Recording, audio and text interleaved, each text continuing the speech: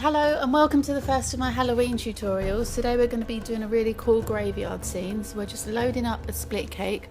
Any split cake will do that have got blues, purples and pinks in. So this is basically going to be a colourful night sky.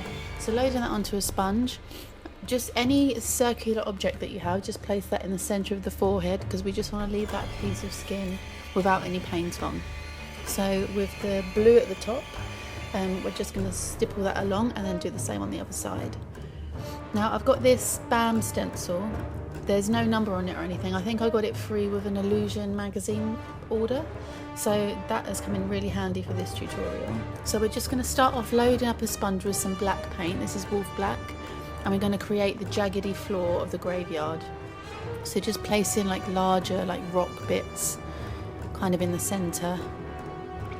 And just make it as kind of random, as jaggedy as you can. So we're just going to go all along the top of the forehead and over the eyebrows.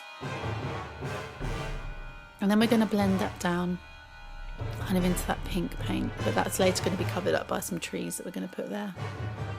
Now we're going to be using the same stencil, but the round part to create the moon. So I've loaded up with some Paradise White and we're just going to pop that stencil on. Now I'm going to get some yellow paint, any yellow will do, and we're just going to go along with those outside wispy lines to kind of really make it a centerpiece and look really eerie and glowing.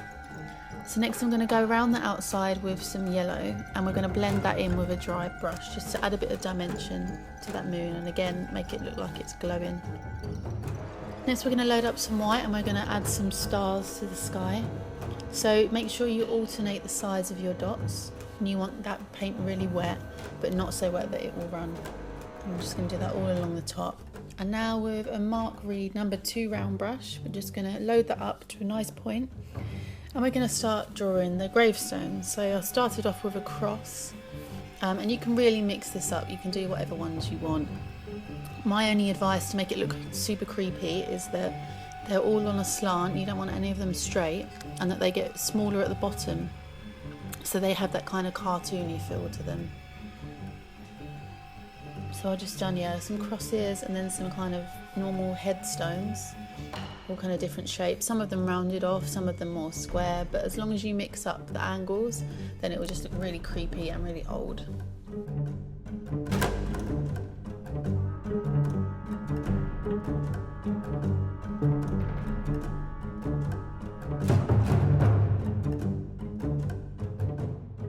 And then I decided to go in and add a little black cat just to finish things off.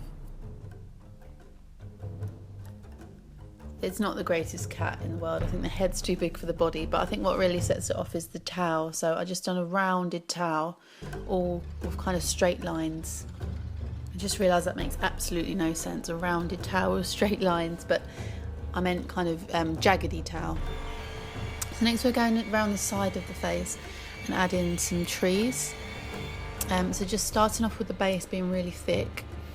All you have to remember about trees is they're in no straight lines, so just keep moving your brush. And as the tree goes on, the branches are going to get smaller. So towards the base of the tree, the branches have to be thicker. And as long as you stick to those rules, they shouldn't be too bad. I did want these trees to be quite a prominent part of this design, so we do go right across the forehead, making them look like they're kind of reaching out towards that moon, look really super creepy. And on the other side we do the same thing, so just keep wiggling that brush. I brought the roots down really far just to kind of tie up the design and add another element to it.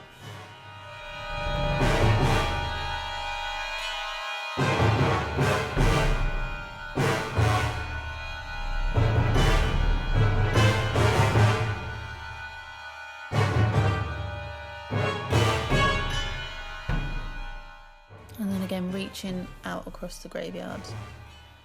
Make sure that you split off your branches as well, so every branch kind of splits into 2 at least once.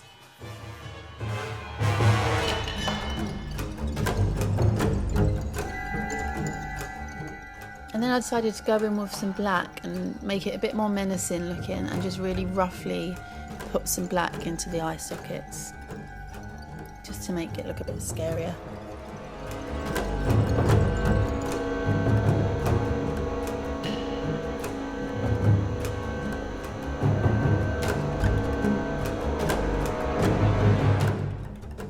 went back in with my number 2 black, or number 2 round brush loaded with black, and we're going to do some bats. So we're just going to do 2 flicks outwards, and then just kind of add the wings at the bottom. So really easy, and then fill them in, and then 2 tiny flicks for the ears. So yeah, 2 flicks out, and then kind of a webbing shape at the bottom, and then fill that in. And then 2 flicks for the ears. And I've done 3 of those because I like everything in either 3s or 5s. And I've varied the shapes of them just to add interest.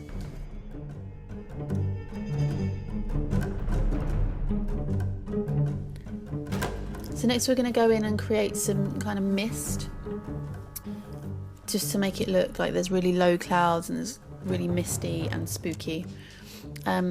So yeah, we're just doing some thin to thick lines, being really light on the brush. And to make it look like mist, I went behind some of the gravestones and then in front of some of the others, so it looks like it's kind of weaving its way through the graveyard. And then I just blended that out with my fingertip to make it look a bit more diffused and a bit more like smoke. And I added some more stars at the top there, just so you couldn't see that transition line between skin and blue. And that is the finished look, guys. I hope you like this one. I think it's, once you know the steps, it's fairly easy to create. And this is just the first of my Halloween, so make sure you're subscribed for all my next tutorials. I've got lots planned up from now until Halloween. And thanks so much for watching.